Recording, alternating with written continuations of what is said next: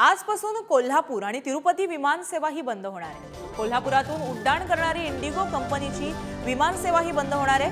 काल 54 प्रवाशांसह शेवटचं विमान हे कोल्हापुरातून तिरुपतीला रवाना झालं।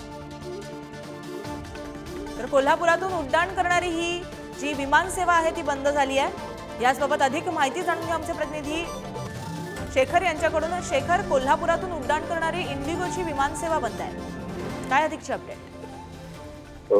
काल ही विमान सेवा जी आहे ती पूर्णपणे बंद झाली आहे। आजपासून एकही विमान या पुढच्या काळामध्ये तिरुपतीला उड्डाण करणार नाही। तर सर्वाधिक प्रतिसाद असणारी ही विमान सेवा आहे आणि हीच विमान सेवा जी आहे ती इंडिगो एअरनं आता बंद केलेली आहे। त्यामुळे प्रवाशांना याचा मोठा फटका जो आहे तो बसणार आहे।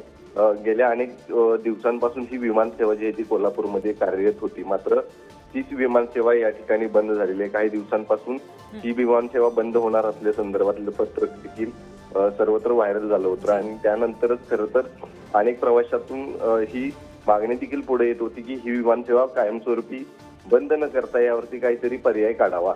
मात्र ही विमान सेवा काल लास्टच विमान उड्डाण घेतलं आणि आजपासून पूर्णपणे बंद झालेली आहे। अधिक अपडेट घेत राहू। धन्यवाद शेखर, तुम्ही दिलेल्या माहितीसाठी।